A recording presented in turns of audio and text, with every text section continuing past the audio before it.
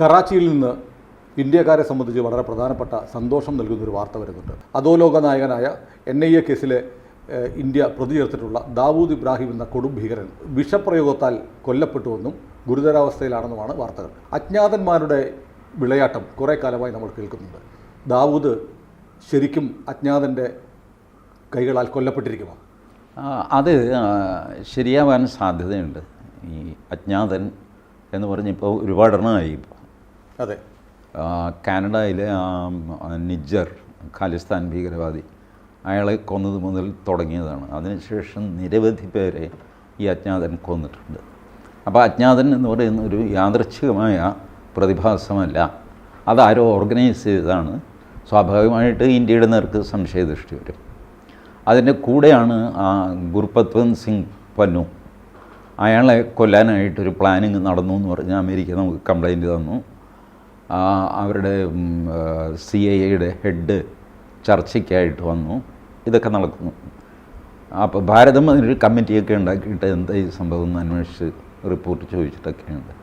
But anyway, ഈ അജ്ഞാതൻ അഥവാ അജ്ഞാതന്മാർ കൊലപ്പെടുത്തുന്നവരിൽ എല്ലാവരും തന്നെ ഇന്ത്യയുടെ ശത്രുക്കളാണ്. ഖാലിസ്ഥാൻ, മുസ്ലിം തീവ്രവാദി, ഈ രണ്ട് ലിസ്റ്റിൽപ്പെട്ട ആൾക്കാരെയാണ് അജ്ഞാതൻ കൊന്നിരിക്കുന്നത്. അതുകൊണ്ട് റീസണബിളി നമുക്ക് ഭാരതത്തിന് ഉത്തരവാദിത്വമുണ്ട് എന്ന് വാദിക്കാം. പക്ഷേ ഔദ്യോഗികമായിട്ട് ഭാരതത്തിന് ഇത് സമ്മതിക്കാൻ പറ്റില്ല, ഒരു രാജ്യത്തിനും സമ്മതിക്കാൻ പറ്റില്ല. ആരും അത് ചെയ്യാറില്ല. എല്ലാവരും ചെയ്യേണ്ടത് ചെയ്യും, പക്ഷേ ആരും ഉത്തരവാദിത്വം ഏറ്റെടുക്കില്ല. പിന്നെ വളരെ ഗ്ലെയറിംഗ് ആയിട്ടുള്ള, ഇപ്പോൾ ഒസാമ ബിൻ ലാദന് ഇതുപോലൊരു ഓപ്പറേഷനിൽ പാകിസ്ഥാനിൽ വന്ന് അമേരിക്ക തൂക്കിയെടുത്തുകൊണ്ട് പോകുമായിരുന്നു. എന്നിട്ട് എവിടെ കൊന്നു, ശവം എവിടെ മറവ് ചെയ്തു എന്ന് പോലും ആർക്കും അറിയില്ല. ഇന്നും അവർ പുറത്ത് പറഞ്ഞില്ല. കടലിൽ എന്ന് പറഞ്ഞതല്ലാതെ ഏത് കടലിലാണെന്ന് പോലും പറഞ്ഞിട്ടില്ല. കാരണം അവർ പറയുന്നത് സ്ഥലം പറഞ്ഞു കഴിഞ്ഞാൽ അവിടെ സ്മാരകം ഉണ്ടാകും ഇയാൾക്ക്. അതെ. അപ്പോൾ അത് പുറത്ത് വിടില്ല എന്ന് തീരുമാനിച്ചു. ഇതുപോലെയാണ് മറ്റ് രാജ്യങ്ങളും പെരുമാറുന്നത്. ഇതുപോലത്തെ ആൾക്കാരുടെ ബോഡി ഇനി കൊടുക്കുകയില്ല എന്ന് ഭാരതം തീരുമാനിച്ചു. കഴിഞ്ഞ ആഴ്ചയാണ്. ഇതിനൊന്നും വേണ്ട മാധ്യമ പ്രാധാന്യം കിട്ടിയില്ല. ലാസ്റ്റ് വീക്ക് എവിടെയാണോ ഒരു ഭീകരൻ വെടിയേറ്റ് മരിക്കുന്നത് അവിടെ അയാളെ സംസ്കരിക്കും. ബന്ധുക്കൾക്ക് മൃതദേഹം വിട്ടുകൊടുക്കുക, ഇതുപോലത്തെ കലപരിപാടിയൊന്നും ഇല്ല ഇനി. കാരണം ഈ കൊടുക്കുന്നവർക്കെല്ലാം യാക്കൂബ് മെമൻ, അയാൾക്കൊരു സ്മാരകമുണ്ട്, അറിയാമോ? അയാളുടെ ഖബറിടം എന്നൊക്കെ പറഞ്ഞിട്ട്. ഇതാണ് ആൾക്കാരുടെ സ്വഭാവം. അതായത് ഒരാളെ കൊന്നാൽ സുനിൽ കൊലപാതകയാണ്, 100 പേരെ കൊന്നാൽ വിപ്ലവകാരിയാണ്. ഇതാണ് ഇക്വേഷൻ. പോരാളിയാണ്, പോരാളിയാണ്, തേങ്ങയാണെന്നൊക്കെ പറയും. ഇതാണ് സംഭവം. അപ്പോൾ ഇങ്ങനത്തെ ഗ്ലോറി ഇവർക്ക് കിട്ടാതിരിക്കാൻ വേണ്ടിയിട്ട് ഇതുവരെ ചെയ്തു. എനിക്ക് എൻ്റെ ഓർമ്മയിൽ ഈ ബിൽ ക്ലിൻ്റൺ അമേരിക്കൻ പ്രസിഡൻ്റായിരുന്നപ്പോൾ, പിന്നെ ഒബാമ അമേരിക്കൻ പ്രസിഡൻ്റായിരുന്നു. ഇപ്പോൾ ഈ രണ്ട് സമയത്തും FBI ഇവർക്ക് റിക്വസ്റ്റ് കൊടുത്തു. FBI പറഞ്ഞു, ഞങ്ങൾ റീസണബിളി ഞങ്ങളുടെ ഒരു ടോപ്പ് കമ്മിറ്റി കൂടിയിട്ട് ഒരാൾ ഭീകരനാണ് എന്ന് കണ്ടെത്തിയാൽ അയാളെ നിങ്ങളുടെ അനുവാദമില്ലാതെ വെടിവെച്ച് കൊല്ലാൻ ഞങ്ങൾക്ക് അധികാരം തരണം. അല്ലാതെ ഇവരെ കോടതിയിൽ കൊണ്ടുപോയി തെളിവും സാക്ഷിയൊക്കെ വെച്ചിട്ടൊന്നും ശിക്ഷിക്കാൻ നടക്കുന്ന കേസല്ല. കാരണം they will not leave any trace behind. അതുകൊണ്ട് ഇവരെ കൊല്ലാൻ അനുവാദം വേണം. ക്ലിൻ്റനും കൊടുത്തില്ല, ഒബാമയും കൊടുത്തില്ല, രണ്ടുപേരും പെർമിഷൻ കൊടുത്തില്ല. പക്ഷേ FBI ചോദിച്ചു എന്നുള്ളത് തന്നെ ഒരു ഏജൻസിയുടെ ഫ്രസ്ട്രേഷനാണത് കാണിക്കുന്നത്. ഇത് തന്നെ ഇന്ത്യൻ ഏജൻസികളും ചോദിക്കും. കാരണം ഇവൻ ഭീകരവാദിയാണെന്ന് ഞങ്ങൾക്ക് 100% ഉറപ്പാണ്. ഇന്ന കൊലപാതകങ്ങൾ ചെയ്തത് ഇവൻ തന്നെയാണ്. പക്ഷേ ഇതിൻ്റെ തെളിവൊക്കെ ശേഖരിച്ച് സാക്ഷിയൊക്കെ പിടിച്ച് കൂട്ടിക്കയറ്റി വിചാരണയൊക്കെ ചെയ്ത് അതിനിടയ്ക്ക് അവന് ഊരിപ്പോവും. What are you going to do with this system? ഈ കുറ്റത്തിൻ്റെ സ്വഭാവം മാറി, പക്ഷേ കുറ്റാന്വേഷണത്തിൻ്റെയോ വിചാരണയുടെ സ്വഭാവം മാറിയിട്ടില്ല. നമ്മളുടെ എവിഡൻസ് ആക്ടിന് 10-20 വർഷം പഴക്കമുണ്ട്. ഇന്ത്യൻ എവിഡൻസ് ആക്ടിന് ഇപ്പോൾ അത് പുതുക്കി പാസ്സാക്കാൻ പോകുന്നതേ ഉള്ളൂ. അപ്പോൾ ക്രൈമിൻ്റെ സ്വഭാവം മാറുന്നു, ടെക്നോളജി മാറുന്നു, ആയുധങ്ങൾ മാറുന്നു. അതനുസരിച്ച് ഇൻവെസ്റ്റിഗേഷനും മാറിക്കൊണ്ടിരിക്കണം. ചില കാര്യങ്ങളിൽ വിചാരണ കൂടാതെ കൊല്ലേണ്ടി വരും.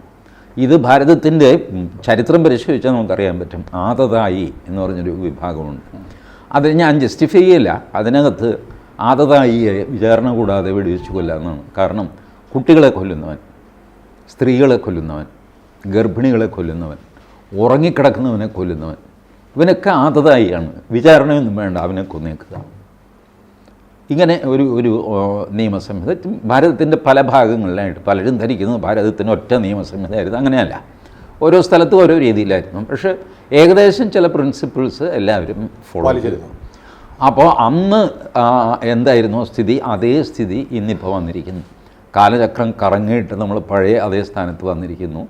Wherein you have to declare summon to be killed without any licence to kill. ദാവൂദിലേക്ക് തിരിച്ചു വന്നാൽ, ഇപ്പോൾ ദാവൂദിന് നമുക്കറിയാം സദ്ദാം ഹുസൈൻ കൊല്ലപ്പെട്ടപ്പോൾ ഹർത്താൽ നടന്ന നാടാണ് കേരളം. അപ്പോൾ ദാവൂദിനെ സ്നേഹിക്കുന്ന ഒരുപാട് ആളുകൾ ഇന്ത്യയിലും വിശേഷിച്ച് കേരളത്തിലൊക്കെ ഉണ്ട്. നമ്മൾ കേട്ടിട്ടുണ്ട് മാറാട് കലാപത്തെക്കുറിച്ച് അന്ന് പ്രതിരോധ മന്ത്രിയായിരുന്ന എ കെ ആൻ്റണി പറഞ്ഞിട്ടുണ്ട്, കേരളത്തിൻ്റെ തീരപ്രദേശങ്ങൾ രാജ്യവിരുദ്ധ ശക്തികൾക്ക് വലിയ താല്പര്യമുള്ള മേഖലയാണെന്ന് ആൻ്റണി പറഞ്ഞിട്ടുണ്ട് മന്ത്രിയായിരിക്കെ. അപ്പോൾ ആ കാലഘട്ടത്തിലാണ് മാറാട് കലാപം നടക്കുന്നത്. ദാവൂദിന് താല്പര്യമുള്ള ആയുധക്കടത്ത്, കള്ളക്കടത്ത് തുടങ്ങിയവയ്ക്ക് മാറാട് മേഖലയിലെ അരയന്മാർ തടസ്സമായതുകൊണ്ട് അവരെ അവിടുന്ന് ഓടിക്കാൻ വേണ്ടി നടന്ന ഒരു കലാപമാണ് മാറാടിൽ നടന്നതെന്നൊരു അലിഗേഷനുണ്ട്. അപ്പോൾ കേരളത്തിൽ വരെ ഈ ദാവൂദിൻ്റെ ലിങ്കുകൾ ഉണ്ട് എന്ന് പറയപ്പെടുന്നു. അത് അന്വേഷിക്കേണ്ടതാണ്. കേരള ഹൈക്കോടതി ഈ മാറാട് കലാപത്തിൻ്റെ പിന്നിലെ സ്വദേശത്തെയും വിദേശത്തെയും ശക്തികളെ അന്വേഷിക്കാനായിട്ട് CBI അന്വേഷണം വേണമെന്ന് പറഞ്ഞ് കൊളക്കാടൻ മൂസ ഹാജി ഒരു പൊതു താൽപ്പര്യ ഹർജി കൊടുത്തു. അതിൽ CBI അന്വേഷണം പ്രഖ്യാപിച്ചു ഹൈക്കോടതി. അന്വേഷണം ഇതുവരെ എങ്ങും എത്തിയിട്ടില്ല. ഞാൻ ഒരു കാര്യം പറയാം. ഈ മാറാട് സംഭവത്തിന് കഴിഞ്ഞിട്ട് 10 ലക്ഷം രൂപ വെച്ച് നഷ്ടപരിഹാരം കൊടുത്തു. 8 ഹിന്ദുക്കൾ, അബദ്ധവശാൽ കൊല്ലപ്പെട്ട ഒരു മുസ്ലിമും, അങ്ങനെ 9 പേരാണ് മരിക്കുന്നത് മാറാട്. ഇവർക്ക് 90 ലക്ഷം രൂപ കൊടുത്തു. അന്ന് ആൻ്റണി പറയുന്നത് ഖജനാവിൽ കാൽക്കാശില്ല എന്ന്. പിന്നെ എങ്ങനെ ഈ 90 ലക്ഷം രൂപ കൊടുത്തു? ഞാൻ മുഖ്യമന്ത്രിയുടെ ദുരിതാശ്വാസ നിധിയിൽ അന്നത്തെ ആ പീരീഡിലെ ബാലൻസ് എടുത്ത് നോക്കി. 2.3 lakhs to 3.4 lakhs ഇതാണ് ആ സമയത്ത് ബാലൻസ് എമൗണ്ട് മുഖ്യമന്ത്രിയുടെ ദുരിതാശ്വാസ നിധി. അത്രയേ ഉള്ളൂ പണം. അപ്പോൾ 5 പൈസ ഇല്ല എന്ന് എ കെ ആൻ്റണി പറഞ്ഞത് സത്യമായിരുന്നു. ഒരു ഗവൺമെൻറ്റിനെ സമയത്തോളം 3.4 ലക്ഷം രൂപ എന്ന് പറഞ്ഞാൽ ഒന്നുമല്ല, അതൊന്നുമില്ല എന്നാണ് അതിനർത്ഥം. അപ്പോൾ പിന്നെ ഈ 90 ലക്ഷം രൂപ ഇവിടുന്ന് കൊടുത്തു. ഞാൻ കോഴിക്കോട് ജില്ലാ കളക്ടർക്ക് വിവരാവകാശ നിയമപ്രകാരം ചോദിച്ചു, ഈ 90 ലക്ഷം രൂപ കൊടുത്തത് എങ്ങനെ? അദ്ദേഹം പറഞ്ഞു, കൊടുത്തത് മുഖ്യമന്ത്രിയുടെ ദുരിതാശ്വാസ നിധിയിൽ നിന്നാണ്. ഇന്ന ചെക്ക് നമ്പർ ഇതെല്ലാം എനിക്ക് ഡാറ്റ തന്നു. പക്ഷേ ആ സമയത്ത് മുഖ്യമന്ത്രിയുടെ ദുരിതാശ്വാസ നിധിയിൽ പൈസ ഇല്ല. വന്നതായിട്ടും കാണുന്നില്ല, പോയതായിട്ടും കാണുന്നില്ല. 90 ലക്ഷം രൂപ കോഴിക്കോട് ജില്ലാ കളക്ടർ ട്രാൻസ്ഫർ ചെയ്തതായിട്ട് കാണണ്ടേ? ഇല്ല. ഇത് ദുരൂഹമായൊരു സംഗതിയല്ലേ? എനിക്കിത് അന്വേഷിക്കാൻ തോന്നുന്ന കാര്യം എന്താണെന്ന് വെച്ചാൽ, എളമരംകരയും കോഴിക്കോട് ഒരു പ്രസംഗം നടത്തി. ഈ 90 ലക്ഷം രൂപയിൽ കള്ളക്കളിയുണ്ട്, അത് ഞാൻ പുറത്തു കൊണ്ടുവരുമെന്നൊക്കെ പറഞ്ഞ് എളമരംകരയും പിന്നീട് MLA ആയി, മന്ത്രിയായി. പക്ഷെ ഒരു ചുക്കം ചെയ്തില്ല. അന്ന് പ്രസംഗിച്ച് കൈയ്യടി കിട്ടാനായിട്ട് അത് പറഞ്ഞില്ല. എവിടെ നിന്ന് വന്നു എന്നറിയില്ല. ഇതൊക്കെ കോടതി അന്വേഷിക്കാം. പിന്നെ മാറാട് ഒരുപാട് പേര് ഒഴിഞ്ഞുപോയി. ഹിന്ദുക്കൾ ഒഴിഞ്ഞുപോയി, മുസ്ലിങ്ങൾ ഒഴിഞ്ഞുപോയി. ഈ ഒഴിഞ്ഞു കിടക്കുന്ന സ്ഥലം വാങ്ങിയ ആൾക്കാരാരാണ്? അതും ഒരു പ്രധാനപ്പെട്ട കാര്യമാണ്. ഇവരെ ഒഴിച്ച് ആ സ്ഥലം കൈയടക്കാൻ നോക്കിയതായിരുന്നോ? അതിനു വേണ്ടിയിട്ടായിരുന്നു? ഇതൊക്കെ പ്രശ്നമാണ്. ശരി, ഇരിക്കട്ടെ. നമുക്ക് ദാവൂദ് ഇബ്രാഹിമിനെ സംബന്ധിച്ചോളം മാറാട് കലാപം എന്ന് പറഞ്ഞാൽ നിസ്സാരമാണ്. നമ്മൾ നഖം വെട്ടുന്ന പോലെ ഉള്ളൂ. അതുപോലത്തെ ഒരു ഓപ്പറേഷനാണ്. ദാവൂദ് ഇബ്രാഹിമാണ് ബോളിവുഡിനെ നിയന്ത്രിക്കുന്ന പ്രധാന ആൾ. ദാവൂദ് ഇബ്രാഹിം അറിയാതെ ഭാരതത്തിൽ ഒരു കടുക് പോലും പൊട്ടുന്നില്ല. ഈ നരേന്ദ്രമോദി വന്നതിന് ശേഷം അതിനൊരു വ്യത്യാസം വന്നു. അങ്ങനെയാണ് ബോളിവുഡ് ആദ്യം വല്ലാതെ പെടഞ്ഞെങ്കിലും മോദി വിടാൻ രക്ഷയില്ല. മോദി ഇതിൻ്റെ ഫൈനാൻഷ്യൽ സോഴ്സാണ് മെല്ലെ കട്ട് ചെയ്ത് കൊണ്ടുവരുന്നത്. ദാവൂദ് നിയന്ത്രിക്കുന്നത് കാശ് വെച്ചിട്ടാണ്. കാശാണ് പ്രധാന കളി. NCP Sharad Pawar was very close to Dawood Ibrahim. അതെ, മുമ്പൊരു സംസാരം തന്നെ ഉണ്ടായിരുന്നു, ശരത് പവാർ അധികാരത്തിലുള്ള കാലത്തോളം ഡി കമ്പനിയെ ഒന്നും ചെയ്യാൻ പറ്റില്ല. എക്സാക്ട്ലി. ഡി കമ്പനി എന്ന് പറഞ്ഞൊരു കമ്പനി ഉണ്ടായി. ദുബായിൽ ജോലി ചെയ്യുന്ന എൻ്റെ ഒരു സുഹൃത്തിനോട് പറഞ്ഞു, പെട്ടെന്ന് ഒരു ഷോപ്പിംഗ് മാളിൽ എല്ലാവരും പുറത്തിറങ്ങണം എന്ന് പറഞ്ഞു. പെട്ടെന്ന് വന്നിട്ട് സെക്യൂരിറ്റി വന്നിട്ട്, സാർ പ്ലീസ് പുറത്ത് പോകണം. എന്താ പറ്റിയോ? ഇനി വല്ല ബോംബ് വെച്ച് ഇവർ പുറത്തിറങ്ങി കഴിഞ്ഞപ്പോൾ ഒരു വണ്ടി വന്ന് നിൽക്കുന്നു. അതിൽ നിന്ന് ദാവൂദ് ഇബ്രാഹിം ഇറങ്ങി വരുന്നു. ദാവൂദ് ഇബ്രാഹിം ഷോപ്പ് ചെയ്യാൻ വരുമ്പോൾ ആ ഫുൾ ഷോപ്പിംഗ് മാളിൽ ആരും ഉണ്ടാവാൻ പാടില്ല. അത് പേടികൂടെ കൊണ്ടാണ്, ഈ അജ്ഞാതൻ്റെയൊക്കെ പേടി കൊണ്ടാണ്. ഏത് റാക്കിൻ്റെ പുറകിൽ നിന്ന് വെടി വരുമെന്ന് അറിയാൻ പറ്റില്ല. അതുകൊണ്ട് എല്ലാവരും പുറത്ത് നിൽക്കും. This was Dawood Ibrahim. പിന്നെ നാച്ചുറലി അങ്ങ് പ്രായമാകും, കാലം എല്ലാവർക്കും ബാധകമാണല്ലോ. പ്രായമാകും, ഫിസിക്കൽ ഡിസബിലിറ്റീസ് ഉണ്ടാവാം, പക്ഷേ still he was controlling the politics and Bollywood in India. അതിൻ്റെ കൂടെയുള്ള ചെറിയ നഖം വെട്ടലാണ് ഈ മാറാടൊക്കെ. അല്ല, ഏതായാലും ദാവൂദ് കറാച്ചിയിൽ ഉണ്ടെന്നുള്ളത് പാകിസ്ഥാൻ ഒരിക്കലും ഒഫീഷ്യലി സ്ഥിരീകരിച്ചിട്ടുണ്ടായിരുന്നില്ല. ഇപ്പോൾ പുറത്തു വരുന്ന പുതിയ വാർത്തകൾ ദാവൂദിനെ ആശുപത്രിയിൽ വെച്ച് അജ്ഞാതൻ വിഷം കുത്തിവെച്ചു എന്നാണ്. ഏതായാലും ദാവൂദ് മരിച്ചു എന്ന് പറയുന്നുണ്ട്. പാകിസ്ഥാനിൽ ഇപ്പോൾ സോഷ്യൽ മീഡിയ വിലക്ക് അടക്കമുള്ള കാര്യങ്ങളൊക്കെ വന്നു കഴിഞ്ഞു എന്നാണ് പറയുന്നത്.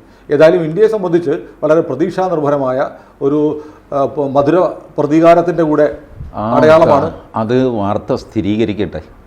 പണ്ട് ലിബിയൻ പ്രധാനമന്ത്രിയായിരുന്ന കേണൽ ഗദ്ദാഫിയെ പറ്റി പറയുമായിരുന്നു. കേണൽ മുഅമ്മർ ഗദ്ദാഫി മരിച്ചു എന്ന് വാർത്ത വന്നാൽ ഉടൻ തന്നെ സ്വന്തം കസേരയുടെ അടിയിൽ നോക്കണം, ഗദ്ദാഫി അവിടെ ഉണ്ടാവും. അതുപോലെയാണ് ദാവൂദ് മരിച്ചു എന്നുള്ള വാർത്ത വന്നാൽ സുനിലിൻ്റെ കസേരയ്ക്കടിയിൽ നോക്കിക്കോളൂ, ചിലപ്പോൾ ദാവൂദ് അവിടെ ഉണ്ടാവും. അതുകൊണ്ട് വാർത്തയ്ക്ക് സ്ഥിരീകരണം വരട്ടെ, എന്നിട്ട് നമുക്ക് കാത്തിരിക്കാം. ഏതായാലും ഇന്ത്യയെ സംബന്ധിച്ച് മുൻകാലങ്ങളിലൊന്നും ഇല്ലാത്ത തരത്തിൽ ഇന്ത്യയുടെ ശത്രുക്കളെ ലോകത്തിൻ്റെ വിവിധ ഭാഗങ്ങളിൽ അജ്ഞാതന്മാർ കൊന്നുവീഴ്ത്തുന്നുണ്ട്. രാജ്യത്ത് ഐക്യവും സമാധാനവും ജനങ്ങളുടെ സുരക്ഷയും ഉറപ്പാക്കാൻ അജ്ഞാതന്മാർ നീണാൽ വാഴട്ടെ എന്ന് പ്രാർത്ഥിച്ചുകൊണ്ട് നമുക്ക് ദാവൂദിന് അന്ത്യോപചാരങ്ങൾ അർപ്പിക്കാനുള്ള ഭാഗ്യം ഇന്ത്യക്കാരനുണ്ടാവട്ടെ എന്ന് കാത്തിരിക്കാം. കൂടുതൽ വാർത്തകളും വിശേഷങ്ങളും നിങ്ങളിലേക്ക് എത്താൻ ABC മലയാളം സബ്സ്ക്രൈബ് ചെയ്യുക, ബെൽ ബട്ടണും അമർത്തുക.